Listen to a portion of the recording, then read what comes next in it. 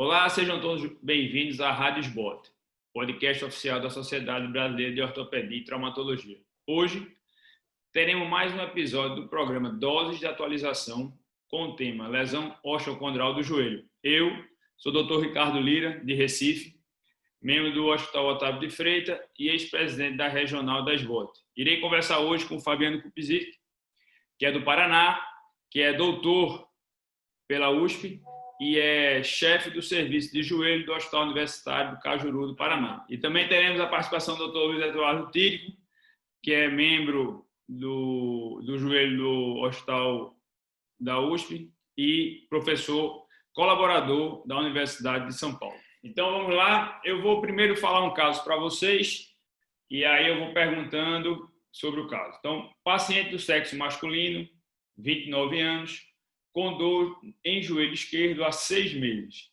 Relata que toda vez que se exercita, o joelho fica um pouco edemaciado.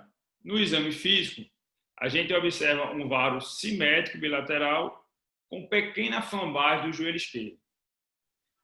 Pedimos a ressonância e nessa ressonância o que a gente observa? Uma lesão condral em côndilo femoral com a laminação profunda com exposição do osso subcondral de aproximadamente 12 milímetros quadrados.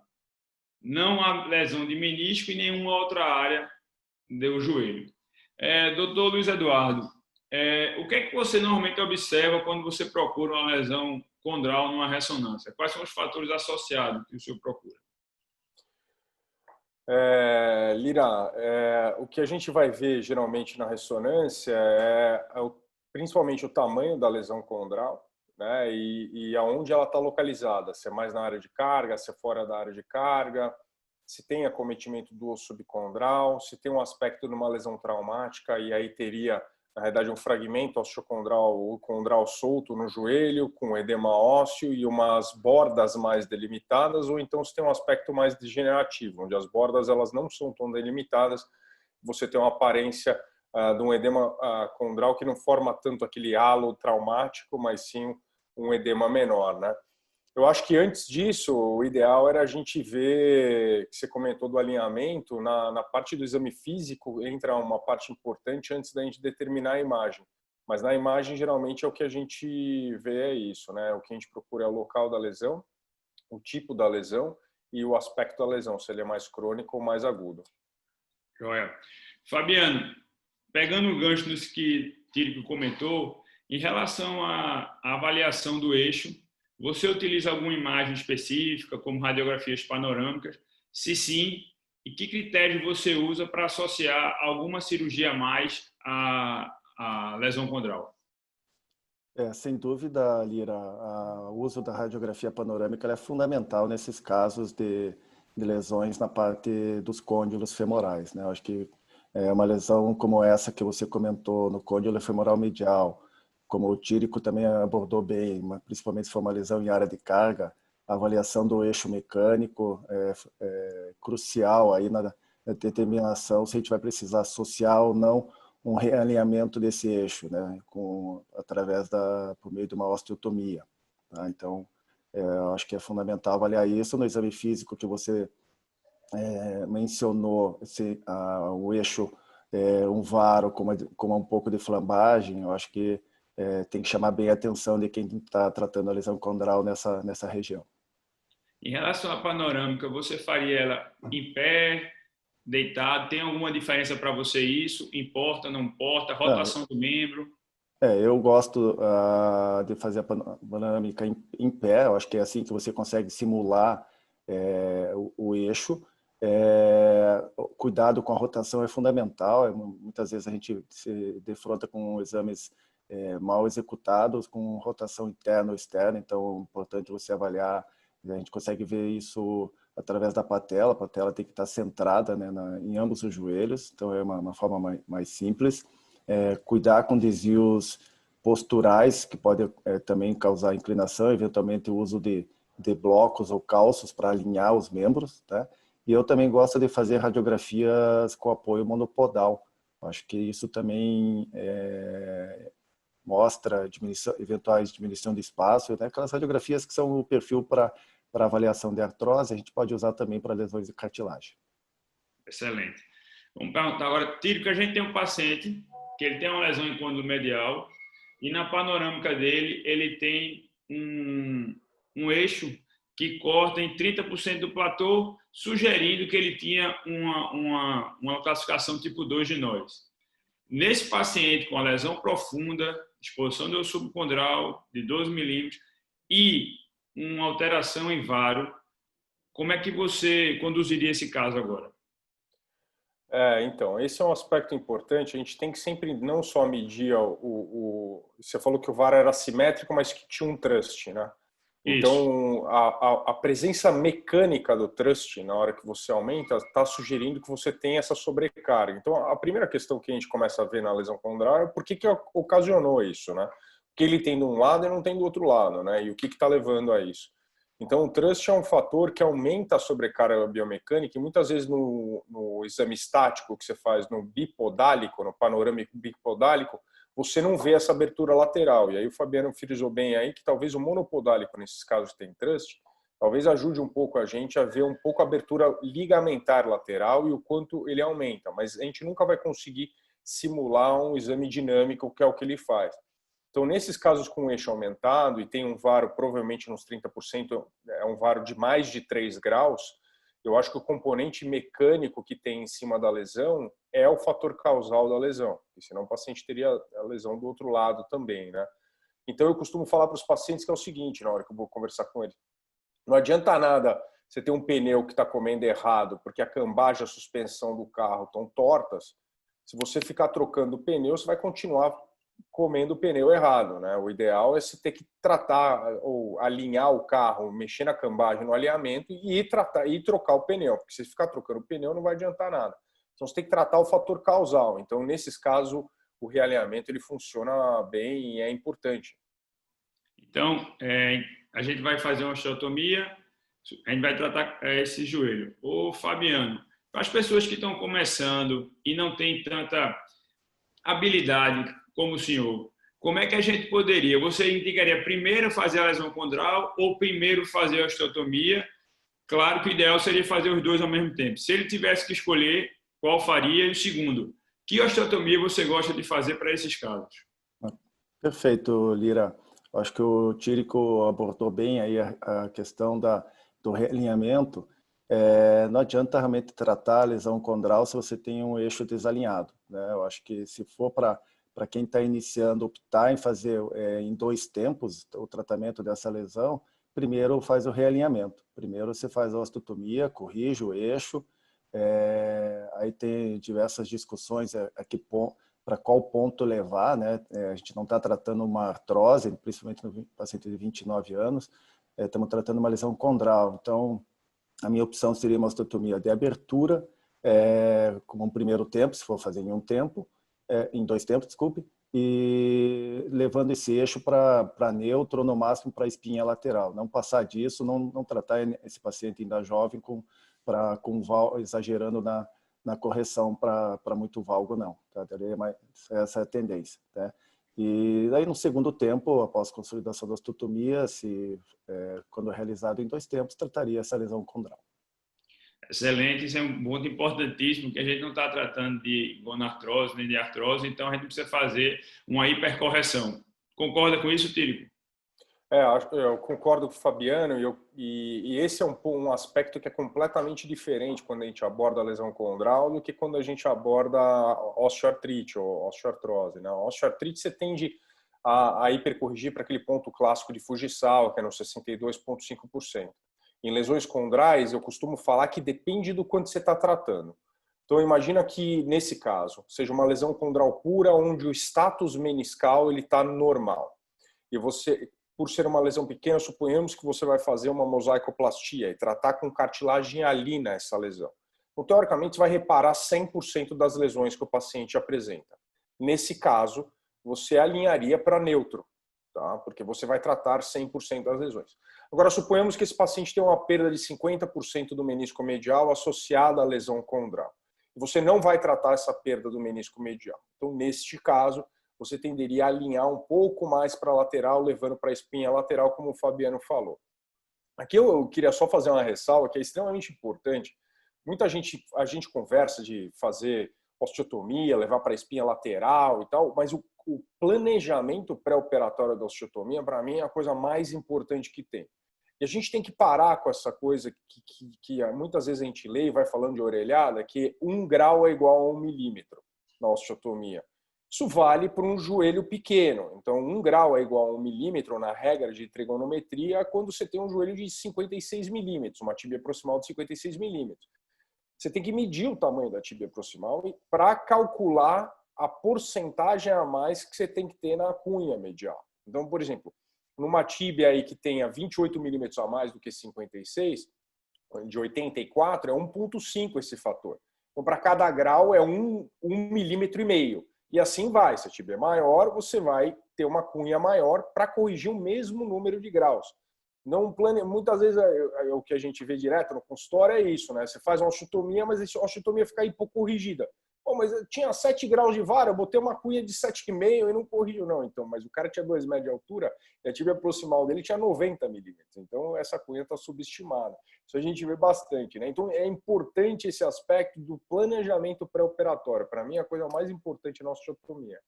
Excelente. Bem só, Fabiano, vamos lá. E aí, agora a gente tem essa lesão condral que a gente vai tratar. Como é que você trataria essa lesão que, concordo contigo, que é uma lesão pequena?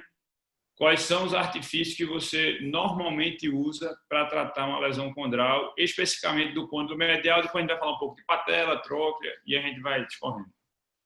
Veja, Lira, apesar de existirem diversos algoritmos aí para tratamento de lesões condrais, conforme tamanho, demanda, acho que o que esses algoritmos nos traduzem qual é o perfil desse paciente perante o tamanho da lesão e as lesões associadas. Acho que esse os aspectos mais importantes que a gente tem que levar em consideração na indicação da técnica para tratar essa lesão. Então, a idade do paciente, que é importante, então, você comentou ainda, paciente jovem. Paciente jovem, 30 anos. A demanda desse paciente, né? Então, qual que é a expectativa dele em termos esportivos, atividades ou não de impacto, se ele tem sobrepeso ou não, o perfil psicológico desse paciente, entender as razões e as formas de tratamento, a necessidade do realinhamento do eixo. Então, acho que são todos esses aspectos, além do tamanho da lesão e das lesões associadas que tanto você quanto o Tírico já abordaram bem aí nessa lesão. Então, numa lesão que realmente não é tão extensa, as possibilidades aí de tratamento, as microfraturas, ou mais atualmente a tendência que a gente faz são as nanofraturas, né, que são orifícios de um diâmetro menor e um pouco mais profundo, né, com o benefício, né, de você não agredir tanto o osso subcondral. Se for isso num paciente mais de baixa demanda, se você tem um paciente mais alta demanda, você conseguiria fazer um transplante osteocondral semelhante a uma mosaicoplastia, mas com plug único pelo tamanho da lesão. E outras técnicas mais atuais que são técnicas aí de regeneração, não de substituição, que é a técnica com o uso de scaffolds ou membranas, né, associado então à nanofratura. Acho que essas seriam as opções para o tamanho da lesão, que vai variar conforme o perfil do paciente e também o que o cirurgião vai ter de arsenal na sua região. Boa. Ô, Tírio, pegando o gancho do que o Fabiano falou, se essa lesão tivesse o dobro do tamanho, o quanto você lhe limita em relação aos plugs? Quantos plugs normalmente você aceita tirar? E a partir de quando você começa a pensar em fazer uma membrana ao invés de fazer um plug ósseo? Essa pergunta é muito boa, porque quando você vai ler na literatura, teoricamente em relação ao transplante osteocondral autólogo, que é o combinado com mosaicoplastia, a indicação teoricamente até 2,5 a 3 centímetros quadrados. Mas o que eu costumo mostrar em aula e em bate-papo assim é o seguinte: 2,5 a 3 centímetros quadrados para quem? A Daiane dos Santos tem um tamanho de joelho completamente diferente do Shaquille O'Neal. No Shaquille O'Neal, que é um cara de 2,16 metros de altura, você consegue tirar 10 plugs de 1 centímetro. sem machucar o joelho dele. Na Daiane dos Santos, talvez a gente consiga tirar um plug e meio, um plug ou dois, e olhe lá. Então, depende muito do tamanho relativo da lesão em relação ao tamanho do joelho. Tá? Mas se você for pegar em linhas gerais, 2 plugs num paciente pequeno de 1 centímetro e 3 plugs num paciente um pouco maior de 1 centímetro. Esse seria o meu limite entre fazer um tratamento com transplante osteocondral autólogo ou passar para uma membrana. Tá? E geralmente quando a lesão está no limite, a gente sabe que a ressonância magnética ela subestima a lesão. Então geralmente você tem uma lesão de 2 centímetros quadrados na ressonância magnética, na hora que você entra a lesão tem 2,5, 3. Então nessas lesões que estão no meio do caminho, eu geralmente entro na cirurgia com as duas técnicas disponíveis. Eu vou entrar com uma membrana e vou entrar com uma trifina para fazer a mosaico. E aí eu decido no intraoperatório, depois que eu desbridar a lesão e ver o tamanho da lesão, eu decido o que a gente vai fazer. Excelente. Então é importante isso, ressaltar que, infelizmente, a ressonância não consegue nos dar a dimensão exata do tamanho da lesão. E quando você se propõe a operar isso cirurgicamente, que você leve um arsenal maior, porque você pode ser pego de calças curtas. Muito bom. Fabiano, em relação à lesão condral, se a gente falar de uma lesão condral na patela, o que é que você se preocupa em exame de radiografia, como a gente fez a panorâmica, o que é que você pensa que a pessoa tem que procurar numa lesão condral da patela, além da ressonância em si? Excelente, Lira. Eu acho que é um tema muito comum, as lesões condrais da patela, né? A gente trata diariamente no consultório. Felizmente, a maioria não tem indicação cirúrgica, mas a avaliação ela deve ser completa, né? Não no exame físico, também o alinhamento, avaliar o track, a excursão patelar, eventuais também desvios de eixo. E nos exames complementares, a própria ressonância magnética, mas para a avaliação da patela femoral, eu também gosto, até pela facilidade que todo mundo tem de fazer exame tomográfico e avaliar o protocolo de Lyon. Tá? Eu uso como rotina, eu gosto de avaliar se tem medida TAGT aumentada. Né? A gente sabe que essa medida também pode ser feita na ressonância magnética. Mas então, se vai haver necessidade de fazer, por exemplo, algum tipo de realinhamento patelar, e se também essa paciente não tem a instabilidade patelar, onde a patela precise ser estabilizada, aí, geralmente com alguma técnica de reconstrução do ligamento patelofemoral medial. E aí você pode tratar, logicamente, a lesão condral simultaneamente, né, desde que sintomática. Excelente. Pegando um gancho nisso, Tírico, você tem algum índice que você prefere para avaliar a altura patelar? Segundo, quando você vai pensar, você pensa mais em recolocar a patela ou torná-la com contato menor? Seria uma osteotomia de anteriorização dessa tuberosidade. Como é que você vê isso associado à lesão condral da patela? Vamos lá. Em casos de instabilidade patelar ou, eventualmente, em casos de lesão condral patelar isolada, é muito comum, a grande maioria dos casos de lesão condral patelar estão associados a instabilidades patelares. Pode ser uma instabilidade leve, que a paciente nunca luxou, mas tem um track patelar, como o Fabiano comentou, alterado, ou ela pode ter uma doença pura da cartilagem. Ela tem geneticamente uma lesão condral, um colágeno diferente que faz uma lesão condral patelar e aí faz esportes, por exemplo, vôlei, saltador, basquete, levam uma sobrecarga da articulação femoropatelar e podem ter lesões sem ter instabilidade. O que eu meço geralmente é o Caton Deschamps, tá? Que classicamente ele é descrito na radiografia, mas você pode fazer na tomografia também. A diferença é que na tomografia você tem que ter o grau de flexão do joelho em torno de 30 graus para você ter o Caton Deschamps e conseguir medir, porque se não tem não patelar, ele pode estar um pouco encurtado, com o joelho em extensão. E essa seria a minha mensuração padrão. O Caton Deschamps de 1 é normal, acima de 1,2 é uma patela alta, abaixo de 0,8 é uma patela baixa.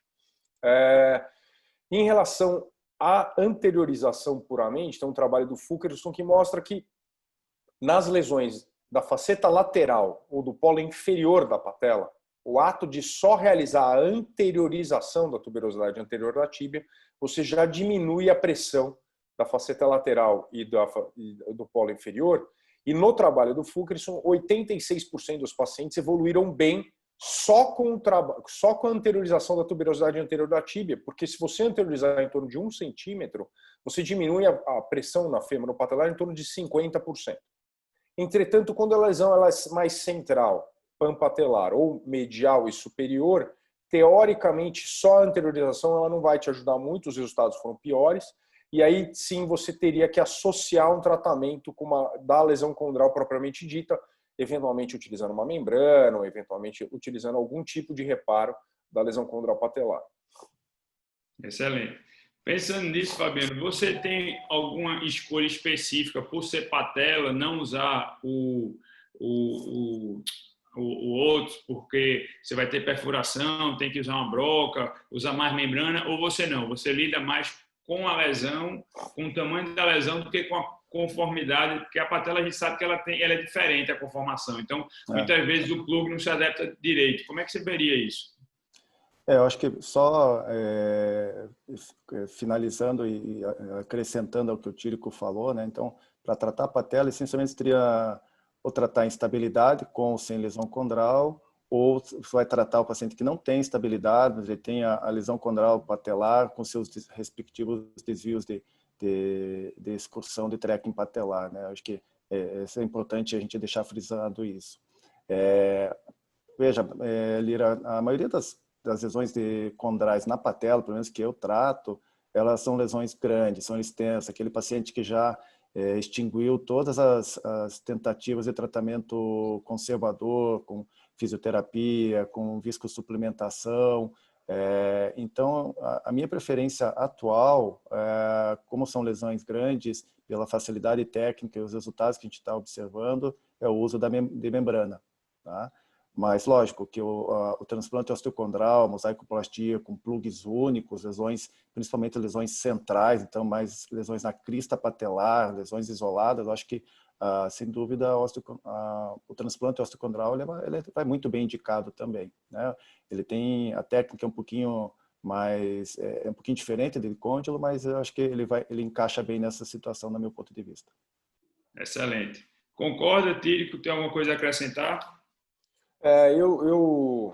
Eu sou um pouco mais cético a fazer transplante osteocondral em patela, né? Tem um trabalho da Unifesp aqui de São Paulo, foi publicado numa revista de importância, que mostrou que os melhores resultados do transplante osteocondral na patela são com plugs únicos, ou seja, um plug único na faceta medial. Essas são as lesões que eu menos indico o tratamento cirúrgico no consultório, né? As facetas mediais, geralmente só com desbridamento da faceta medial, você melhora já o paciente. Lesão de menor de 1 centímetro quadrado vai muito bem, todos os trabalhos mostram que só com desbridamento, você criando uma borda boa, você evolui bem. Então, eu tendo, e geralmente, como o Fabiano falou, as lesões patelares que merecem tratamento cirúrgico, geralmente elas são maiores. E aí, as lesões sendo maiores, principalmente se passar a crista central, eu acho que elas vão bem tratadas com a membrana. Seja ela membrana associada a um aspirado medular, seja ela uma membrana com transplante de condrócitos. Eu queria só fazer uma ressalva na patela, que a patela é um osso rígido e duro, pouco vascularizado. Então, fazer perfuração na patela nem sempre evolui tão bem quanto fazer perfuração no côndilo. Então, fazer microfratura na patela para botar membrana talvez seja uma coisa que a gente tenha que repensar um pouco. E aí, nesses casos, o aspirado medular ou então o concentrado de aspirado medular tende a evoluir melhor do que fazer perfuração na patela, que pode dar um osteófito intralesional e crescer um osso ao invés de cartilagem onde a gente quer que cresça a cartilagem. Então, essa é só uma ressalva que eu não gosto de perfurar a patela, eu não faço perfuração na patela quando eu uso membrana, eu faço aspirado medular, principalmente na patela. Nos outros lugares eu acho que não tem problema, na tróclea, no côndilo, mas na patela, a patela é um osso duro que sangra pouco, tá? Então, essa ressalva é extremamente importante. Pronto. É boa você ter adiantado, porque assim, eu queria saber como é que vocês estão usando, primeiro, Fabiano, esse aspirado medular. Se tem feito de rotina, se só na patela ou em todos hoje em dia? Então, Lira, a gente, conforme a gente vai entendendo e aperfeiçoando as técnicas, a gente começa, se baseado, que nem o Tírico falou também em outros estudos, a associar algum meio adjuvante para melhorar nosso reparo condral. Então, eu não usava de rotina, agora eu estou começando a usar com maior frequência. Quando a lesão é pequena, muitas vezes eu tiro do próprio intercôndilo, tá? Eu acho que você agride menos, você não precisa ir para a crista na região ilíaca, tá? Então uma agressão a menos. Ou senão, se for uma lesão maior, eu acho que eu concordo com o Tírico, a patela é pouco vascularizada, o que a gente puder ajudar aí em termos celular, por mais que seja de uma maneira um pouco empírica, a gente não sabe exatamente o quanto de células que a gente está colocando ali, mas o que se puder ajudar, eu acho que ele é bem visto, né? Lembrando só, que nem o Tírico comentou em relação ao associar o transplante de condrócitos, né, que isso é importante lembrar a legislação do nosso país, que algumas técnicas elas só podem ser realizadas por meio de pesquisa, né? Então, o próprio uso do PRP, o uso do BIMEC, que é o concentrado né, celular, células mesenquimais. Então, isso ainda é protocolos de pesquisa, eu acho que as coisas estão evoluindo. A gente espera que no futuro próximo aí, uma parcela maior da população e de cirurgiões podem usar esses métodos adjuvantes. Ok. Vamos só perguntando rapidinho, como é que você vê a radiofrequência na lesão condral, hein, doutor Tírico? Boa pergunta. Antigamente eu usava bastante, hoje talvez eu use radiofrequência em menos de 1% das cirurgias que eu faço. Então, praticamente não uso radiofrequência. Você tem que tomar um cuidado, porque a maioria das radiofrequências que a gente tem não são radiofrequências, são eletrocautérios. E o eletrocautério você não calcula a profundidade da lesão. Então, você pode causar uma lesão térmica profunda e levar um dano maior do que um reparo. Então, se você tiver uma radiofrequência realmente pura, o ideal é você, aquelas lesões frangeadas, você só encostar ou quase não encostar, um semicontato, para você só estabilizar essa lesão. Mas, sinceramente, eu acho que o desbridamento com o shaver ele faz uma função muito semelhante, e eu não vejo muita indicação de fazer hoje tratamento de lesão condral com radiofrequência, principalmente pela diversidade dos eletrocautérios de radiofrequência que a gente tem no mercado, de você não saber a profundidade nem a potência de cada radiofrequência e do quanto isso vai penetrar, que eu posso sair com uma lesão pior do que uma lesão, um tratamento da lesão propriamente dita. Concorda, Fabiano? Concordo, Lira. Também a gente pegou uma fase, uns anos atrás, aí que todo mundo usava radiofrequência, né? Eu acho que hoje é extremamente, se for usar, né, a recomendação aos nossos colegas aí de usar de maneira muito, muito cautelosa, da mesma forma que o shave, né? Eu hoje também uso muito menos. Eventualmente aquela lesão, você está fazendo uma cirurgia para ligamento cruzado ou mesmo para um reparo meniscal, você se defronta com uma lesão ainda mais superficial, então uso de maneira muito, muito cautelosa e cada vez menos. Tírico, falando um pouquinho aí sobre o transplante a fresco, fala um pouquinho da sua experiência e da perspectiva desse transplante nos tratamentos, que para mim vai ser uma grande solução. Boa pergunta. A gente tem feito isso desde 2012, desde o primeiro caso que fez, então tem 8 anos agora, com excelentes resultados, principalmente para côndilo femoral, para lesões grandes, planalto, côndilos inteiros, para lesões de tróclea e eventualmente para uma ou outra lesão de patela focal, ou então como técnica de salvamento para a lesão total da patela. Os melhores indicações, melhores resultados disparados na literatura é para côndilo e eventualmente lesões grandes e tróclea, tá? E lesões mais traumáticas do que lesões degenerativas. A gente tem que tomar um pouco de cuidado para a expansão disso para osteoartrite. Ao meu ver, osteoartrite, se o paciente tiver idade, o tratamento ele é feito com artroplastia e não com transplante osteocondral, principalmente se a lesão é bipolar, porque a doença está na articulação e tende a evoluir ao longo do tempo e você não ter um bom prognóstico. Os trabalhos mostram em torno de 35% de bom resultado em 10 anos, quando uma lesão condral traumática tem 90% de bom resultado em 10 anos. Então, é uma diferença muito grande de acordo com o diagnóstico. O que a gente tem hoje no Brasil é uma limitação de doador, né? E e a gente precisa realmente melhorar isso. A gente tem basicamente 2 bancos de tecido que trabalham com transplante a fresco hoje, que é o Banco de Tecido HC e o INTO no Rio de Janeiro. E tem uma limitação grande de doador. A gente precisa de mais doadores, precisamos incentivar a população ou, eventualmente, ter até equipes de captação satélite, por exemplo, em Recife. Em Curitiba tinha um banco grande, foi fechado e agora está em vias de regulamentação de novo para abrir. Porque a gente precisa de equipes satélites para captar. Uma vez que a gente tem captação de enxertos, a gente consegue fornecer enxertos. Nós não precisamos ter bancos de tecido no Brasil inteiro. Nos Estados Unidos, são 4 bancos de tecido só para os Estados Unidos inteiro. Então, a gente tem que ter equipes de captação satélite para levar mais enxertos para a gente poder oferecer mais enxertos. Então, a grande limitação hoje é o número de enxertos disponíveis. Sem sombra de dúvidas nenhuma, é uma técnica fantástica, que te dá cartilagem hialina estruturada num tempo único. Então, imagina só você, se tivesse uma lesão grande num côndilo, tivesse disponível um côndilo a fresco, a minha preferência inicial não era fazer membrana, é fazer um transplante a fresco.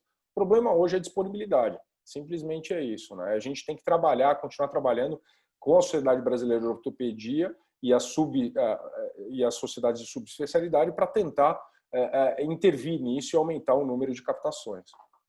Ok, excelente. Fabiano, me fala um pouquinho da tua rotina de pós-operatório do doente, se tu diferencia se é patela, se é côndilo, e quando é que tu dá carga, que a gente já está com o tempo bem apertadinho. Bom, excelente, Lira. Eu acho que eu gosto de diferenciar a reabilitação entre a articulação patelofemoral e a articulação tibiofemoral. Então, quando as lesões são no côndilo femoral, quando eu comecei a tratar as lesões de cartilagem, eu era um pouquinho mais receoso em relação à carga, mas hoje eu já começo a soltar a carga, obviamente, de maneira gradual, apoio de toque. Eu não imobilizo, eu deixo livre o paciente, já encaminho a fisioterapia para o ganho gradual e sem pressa também, mas já vou fazendo o ganho passivo da ADM e já mantendo o trofismo do paciente. Uso o apoio parcial de muletas ao redor de 6 semanas nesses pacientes. Quando é patelofemoral, eu praticamente gosto de deixar imobilizado, então o paciente com brace nos primeiros 15 dias, mas eu também dou carga, também com as muletas, apoio parcial, uso também por 6 semanas, mas eu também já encaminho esse paciente para reabilitação, para uma ADM passiva. Eu quero que esse paciente nos primeiros 15 dias chegue em torno dos seus 40, 45 graus de ADM. E depois, gradualmente, a gente vai ganhando ADM. Se porventura esses pacientes têm alguma limitação do ganho da ADM, a hidroterapia ela enquadra bem. E uma alternativa técnica aí, nem sempre disponível a todos os pacientes em todos os lugares, o uso da CPM também pode ser bem indicada na fase inicial. Excelente. Alguma coisa a acrescentar, Tírico? Não, acho que essa linha que o Fabiano falou, o que muda para mim também é se eu reparo de cartilagem hialina ou é uma membrana. Então, a membrana eu sou um pouco mais cauteloso com o movimento ativo e com a carga, em termos de liberar. E, por exemplo, se eu tenho um transplante autólogo ou um transplante a fresco, que tem cartilagem hialina, a minha permissividade para liberar a carga é maior. Então, eu libero carga, libero movimento ativo antes, tá? Porque a chance de você machucar o tecido é bem menor. É só essa ressalva. Excelente. E como é que vocês fazem no pós-operatório em relação à ressonância? Vocês usam de rotina, só quando o paciente tem sintomas? Existe, depois de um ano, que a gente sabe muitas vezes, o próprio plug, a membrana, você fica com aquela imagem que você, será que deu certo, será que não deu? Vocês têm alguma dica para o pessoal em relação a isso? Pode falar, Tírico. Em linhas gerais, teoricamente, se o paciente está evoluindo bem, está tudo bem. Tá? Então, assim, a gente pede mais a ressonância para a gente do que para o paciente, para saber o nosso reparo, né? Porque, assim, o paciente está evoluindo bem, está tudo bem. Você não vai intervir neles e o cara está bem. Então, assim, a gente pede mais para a gente do que para ele. Eu, geralmente, quando faço membrana, eu peço com 3 meses, 6 meses, 1 ano, para ver um aumento do regenerado, teoricamente, basear nisso na liberação de carga e de retorno ao esporte. A gente sabe que o regenerado numa membrana ela vai crescendo ao longo do tempo, até 2, até 5 anos ela aumenta estrutura. Esse crescimento ele se dá em torno, nos primeiros 6 meses, em torno de 50%, depois 12 meses você tem uns 80%, 90% regenerado, e ele vai estruturando ao longo do tempo. Então, nesses casos, são bons. O transplante a fresco eu acabo pedindo, porque é meu protocolo aqui, eu acabo pedindo a análise da imagem. Mas você não precisaria, apenas com uma radiografia você vê se o plug está íntegro, se tem integração do plug ou não, do planalto, ou se fizer um transplante grande, você vê essa integração na radiografia simples, tá? Então, não necessariamente você precisa pedir, eu acho que isso é uma coisa que a gente pede muito mais para a gente do que para o próprio paciente. Tá? E aí, Fabiano? Lira. Então, Lira, acho que o Tírico comentou bem. Eu só não peço com 3 meses, principalmente quando faz membrana. Penso um pouquinho, no começo, primeiros casos, a gente ficava até curioso, como você falou, o paciente estava bem, mas queria ver como é que estava, né? Então, hoje eu peço, e é muito ainda recente, o tecido ainda é muito imaturo na ressonância magnética, se vê edema ósseo, então acho que gera um fator de confusão para o médico e para o próprio paciente, que ele vai acabar vendo o exame, lendo o laudo, vai ver que tem lesão lá, então acho que é um fator que não ajuda muito na interpretação se o paciente está evoluindo bem clinicamente. Então, eu acabo também como rotina e protocolo, peço com 6 meses, 1 ano e depois anualmente, né? A gente já tem uma experiência de alguns anos no tratamento, né, desse tipo de lesão com o uso de membranas, e o que a gente observa é realmente uma evolução, um amadurecimento gradual na imagem, né? E uma coisa que às vezes pode gerar uma dúvida, ainda uma discussão grande, muitos pacientes mesmo, depois de 2, 3, 4 anos, ficam com um resquício de edema ósseo no reparo. Né? Você consegue observar muito bem a cartilagem, mas ainda tem um resquício de edema ósseo e o paciente está assintomático. Né? Então, é algo ainda para a gente entender um pouco mais e lembrar da importância do osso subcondral né, como parte do tratamento das lesões de cartilagem. Excelente. Eu queria agradecer essa conversa tão legal com vocês, Fabiano, com o Tírico, e dizer cuidado ao pessoal novo que começou a fazer lesão condral com essa ressonância, que é muito mais para nós do que provavelmente para o paciente. Alguma consideração final, Tírico? Não, eu acho que foi um bate-papo super legal aqui. Eu acho que a gente abordou os principais temas e esse é um assunto vasto e extenso que merece discussões e talvez a gente fique um dia inteiro discutindo aqui. Mas eu acho que você abordou todos os temas aqui, Lira. É um prazer estar com você e com o Fabiano aqui, grandes amigos de longa data. E parabéns a SBOT pela iniciativa. Um grande abraço. Fabiano? Eu também, Lira, acho que o Tírico abordou bem, agradeço a participação, a sua moderação, Tírico, Lira, aí, grandes amigos aí já de alguns anos, a gente participa de muitas coisas juntos e é um prazer contribuir com a nossa sociedade, com a SBOT, agradeço também o convite. Eu acho que realmente falar de lesão de cartilagem, tem cursos, congressos de 2, 3 dias só sobre isso, né? Então, eu acho que a gente conseguiu, de uma maneira bem informal e objetiva, passar um pouco da nossa opinião com os conhecimentos atuais aí que a gente tem visto a evolução do tratamento da lesão da cartilagem, mas ainda, eu sempre falo, a gente tem uma operação, uma verdadeira operação tapa-buraco, né, que é o que a gente quer. Né? A gente ainda tem melhores formas de tratar, as coisas estão evoluindo, tratar esses buracos de cartilagem. A gente está no caminho, acho que estamos na estrada, já andamos bastante, mas ainda o caminho é longo. Obrigado a todos e até uma próxima. Bem, eu que queria agradecer, é um prazer estar com vocês, exato, amigos de muito tempo. Queria agradecer a SBOT pelo convite e deixar pessoas próximas conversarem para ficar bem mais à vontade. Você acabou de ouvir mais um episódio da Rádio SBOT, um podcast oficial da Sociedade Brasileira de Ortopedia e Traumatologia. Um grande abraço a todos.